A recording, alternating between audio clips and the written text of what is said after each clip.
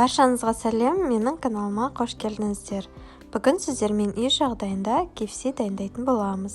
Ал бастайық, бізге 1 қасық қызыл бұрыш, 1 қасық паприка, 1 қасық тұз және де 2 сарымсақ қажет болады. Сарымсақты езгіштің көмегімен осылай езіп шығамыз. Осының үстіне салқын су құямыз. Барлығын жақсылап біркелкі етіп араластырып шығамыз. Тауық етін алдын ала жуып тазалап, бөліктерге бөліп, дайындап қойған болатынмын. Енді KFC-ға арналған тауықтарымызды жаңағы суға әрқайсысын біртіндеп салып шығуымыз қажет. Судың көлемі барлық тауықтың бетін жауып тұруы қажет. Судың бетінде батпай тұрған тауықтарды қасықтың көмегімен реттеп басып шығамыз. Дайын болған маринадымызды холодильникке 1 түнге қойып қоямыз. Неғұрлым ұзақ тұрса, соғұрлым KFC жақсы шығады.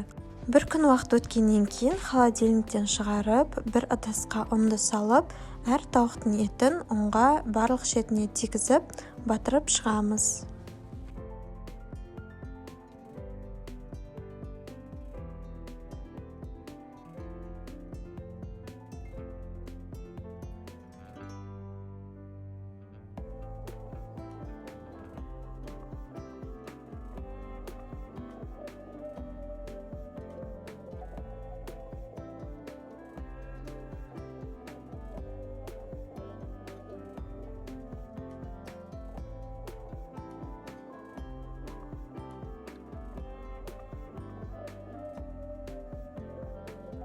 Видеода көрсетілгендей, жаңағы ұнға батырылған тауық еттерін қайтадан маринад суға саламыз.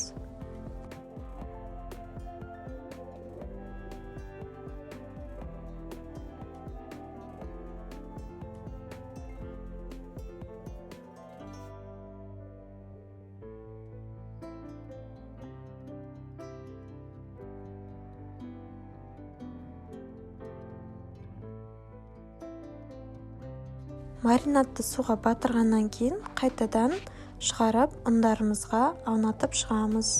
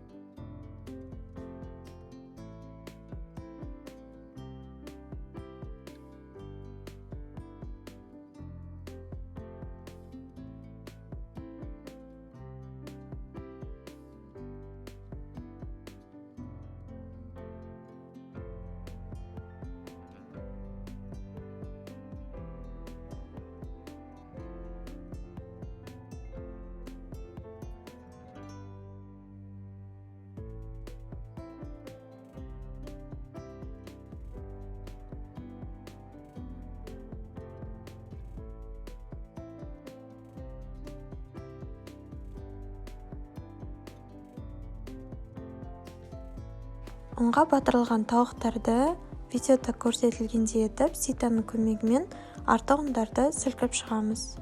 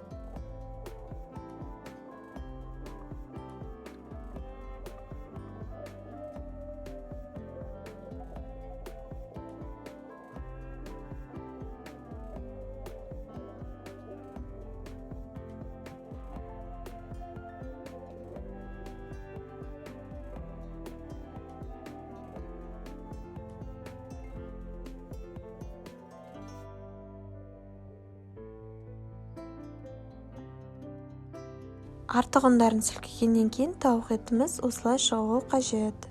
Енді осы дайын болған тауық еттерін қызып тұрған майға екі бетін аударып қуырып аламыз.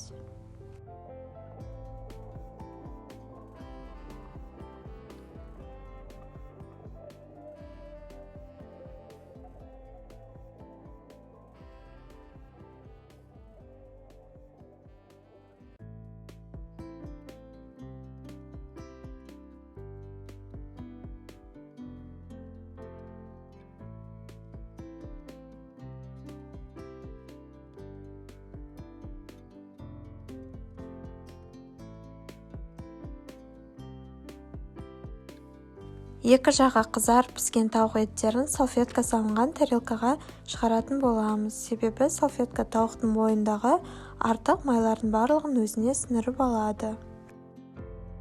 Қалған тауық еттерін де тура осы ретпен жасап шығамыз. Осымен біздің үй жағдайында жасалатын кефсейіміз дайын болды.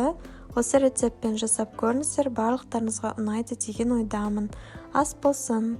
Менің каналыма тіркеліп, лайк басуды ұмытпаңыздар.